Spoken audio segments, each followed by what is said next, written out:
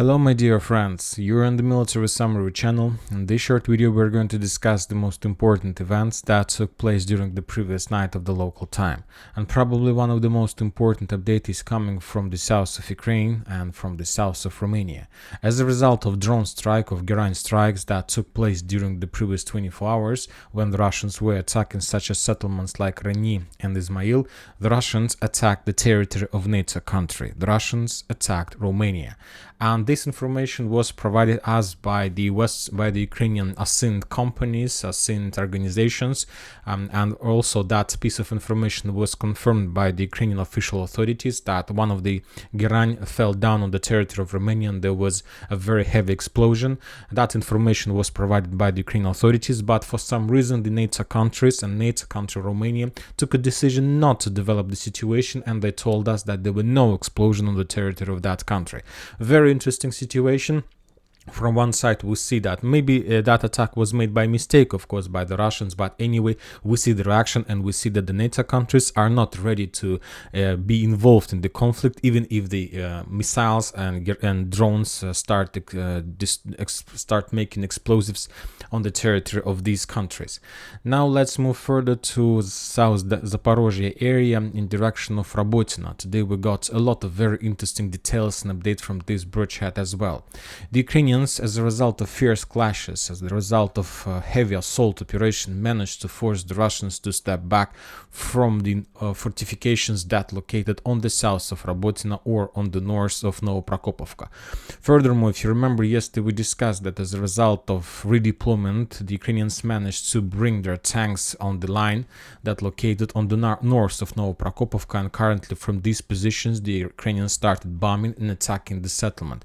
So the Ukrainians is about to start another storm operation further to the south in direction of the settlement. The Russians during the night managed to regroup their positions and they started bombing and attacking the Ukrainians who were located and who took control over the trenches. The Russian squad Babry, a drone squad Babry, published up to 10 videos how they were hunting, attacking the Ukrainians among the trenches. A lot of videos, a lot of casualties among Ukrainian soldiers, a lot of destroyed vehicles, light vehicles, cars and so on. But no matter the losses, no matter the situation, we see that Ukrainians continue advancing, and as a result of that operation, obviously they established control over these fortifications and this stronghold. And according to the Ukrainians and the Russian sources, that was one of the most powerful fortification line defense belt in the battle of Robotyne on this sector of like offensive operation. The Russians controls just the area that located right on the north of Novoprokopovka. This is another defense belt, and probably the Ukrainians will make attempts to continue advancing to the west, but yet we haven't received any confirmations about this attack. Furthermore, we got a very interesting update from somewhere from these fields between Robotyne and Verbova, and according to information we have, probably you have already seen this video, the Russians managed to destroy the first Challenger. Maybe this is not the first Challenger that was destroyed, but basically this is the first video confirmation that the Challenger was destroyed as a result of fierce clashes some among the fields. And some sources are saying that the Challenger was destroyed somewhere in the vicinity of Verbova, the settlement that located on the east of Robotyne and Novoprokopovka. And today the Russian sources published the video how they were bombing and attacking the Ukrainian forces, the forces of 82nd Mechanized Assault Brigade with the guided bombs. As you can see, very heavy explosions. This is the result of explosion of FAB 500.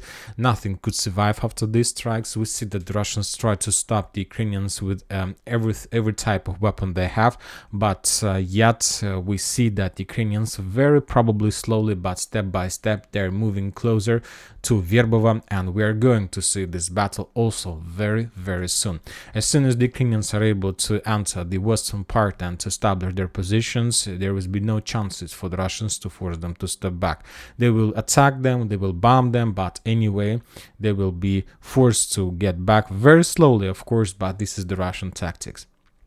Now we are moving to the south Donetsk and Vremivka tactical bridgehead territory. We also got very interesting update, and the updates are coming from the Russian sources. Today the Russians reported that at 7 a.m. of the local time, the Ukrainians, after probably 2 weeks of regrouping and operational pause, launched significant offensive operation in direction of two settlements, in direction of the settlement by the name of Novodonetskaya and Novomayorskaya. So the Ukrainians have accumulated significant number of armored vehicles. Currently they are entering and pushing in this direction, and the next attack is taking place in direction of Novomayorskaya.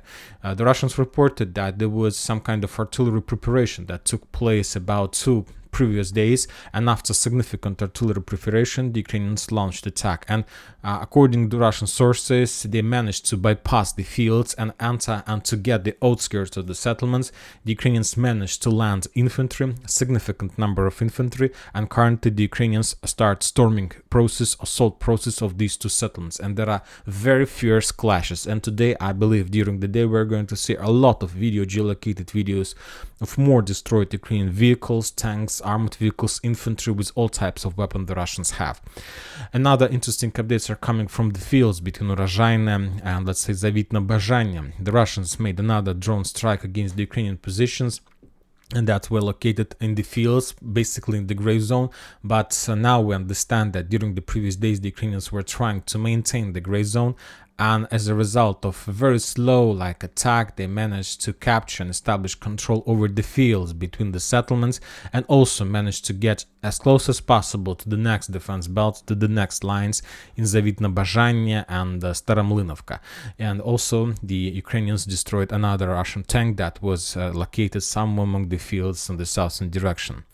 Now we are moving further to the Avdiivka area. Today we got also updates. The Russians continue bombing and shelling the water pump station that located on the east of Avdiivka. This is not the first video. Probably this is just a basic military routine from the Russian side. They're attacking, bombing the Ukrainian positions. As you can see, there is still a lot of job to do. Most of the buildings are completely correct without any problems. So before attack, anyway, they need first to reduce them till ruins.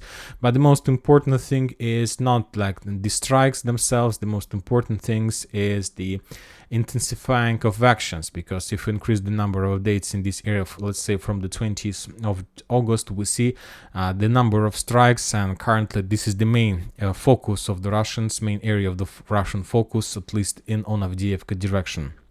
And of course, this is the key region. If the Russians ever want to enter Avdiivka, of course, they need to start somewhere from this direction. When talking about Klishchiivka and the area, we see some operational pause. Maybe this pause is connected with the situation with the yesterday's prisoners of war, with different types of bombings that we saw yesterday. The only geolocated videos we got is that Ukrainians established some fire control over the roads in this area, and during the previous night, during the previous day, they were trying to attack the Russian ammo depots, the Russian positions, the Russian concentration of forces with FPV drones, and the Ukrainians, of course, were pretty successful. But anyway, from the other side, these videos confirmed that these territories along the railway is still under Russian control. And as you can see, I have updated the map according to the videos with the prisoners of war on the north of Klishchiivka. The Russians from their side continue bombing and attacking the Ukrainian positions in Ivanovsk as the main logistic hub for the Ukrainians for grouping and sending their forces to the south from Chasov Yar and from the settlements like Orekhovo, Vasilyevka, Berkhovka, and so on. All these roads under fire control, under drone control, and the Russians almost every single day publish another portion of videos of another drone strikes. And that's it for this video. Military Summary channel reminds you to condemn any violence in the world. Thank you for watching. Subscribe to my channel, put your likes, join my Patreon, and have a good day. Bye bye.